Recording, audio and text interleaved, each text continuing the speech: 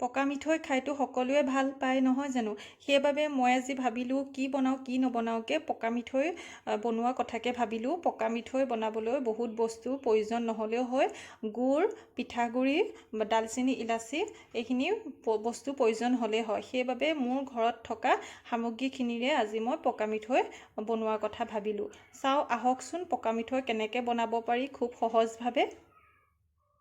পকা মিঠৈ বনাবলৈ ব্যৱহাৰ হোৱা সামগ্ৰীখিনি মই দেখাইছোঁ এয়া হৈছে মই কটা গুড় হয় গুড়খিনি মই মিহি মিহিকৈ কাটি লৈছোঁ তাৰপিছত মই এয়া পিঠাগুড়ি মোৰ ঘৰতে গুড়ি কৰি থোৱা আছিলে পিঠাগুড়িখিনি মই এখন কেৰাহীত ভাজি অকণমান ফচফচীয়া কৰি ল'ম আপোনালোকে যিকোনো চাউলৰ যেনেকুৱা ধৰণৰ ভাত খায় তেনেকুৱা ধৰণৰ চাউলৰে পিঠাগুড়ি গুড়ি কৰি ল'ব পাৰিব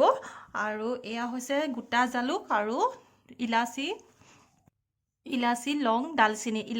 ডালচেনিখিনি মই এখন কেৰাহীত গৰম কৰি গুড়ি কৰি ল'ম আৰু জালুকখিনি মই গোটাকৈ পকা মিঠৈত দিম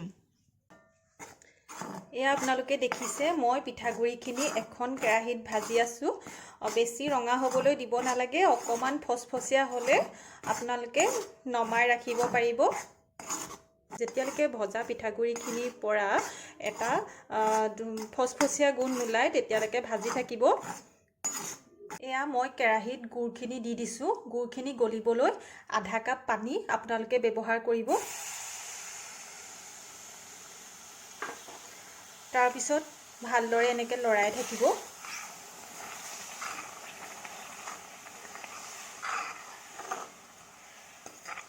7-8 মিনিটমান আপোনালোকে ভালদৰে কেৰাহীত লৰাই থাকিব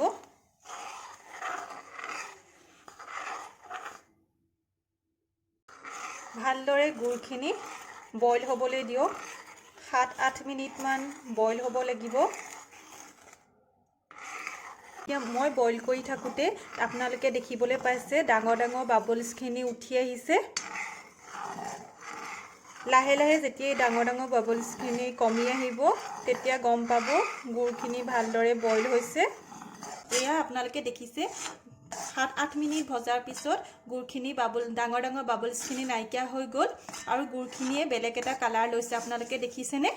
আৰু গুড়খিনিৰ পৰা বৰ ধুনীয়া গোন্ধ এটা ওলাইছে এতিয়া মই পিঠাগুড়িখিনি ইয়াৰ ওপৰত লাহে লাহে দি দিম গোটেইখিনি পিঠাগুড়ি মই একেলগে নিদিওঁ লাহে লাহে দিম এয়া পিঠাগুড়ি মই লাহে লাহে দিছোঁ গোটেইখিনি পিঠাগুড়ি মই একেলগে নিদিওঁ কাৰণ লাগি যোৱা চান্স থাকে একেলগে দিলে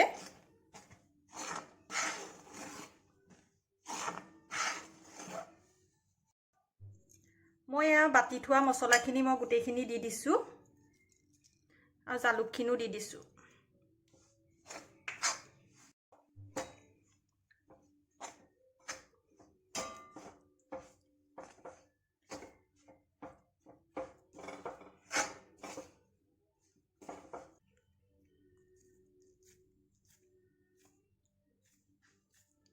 গৰম কেৰাহীখনৰ পৰাই আপোনালোকে লাডুটো বনাব কাৰণ কেৰাহীখনৰ পৰাই যদি লাডুটো বনায় তেতিয়া টাইট হ'ব এয়া চাওক মোৰ পকা মিঠৈ বনোৱা সম্পূৰ্ণভাৱে হৈ গ'ল মোৰ যদি পকা মিঠৈ বনোৱা ষ্টাইলটো ভাল লাগিছে আপোনালোকেও ঘৰত সহজভাৱে মোৰ নিচিনাকৈ বনাব পাৰিব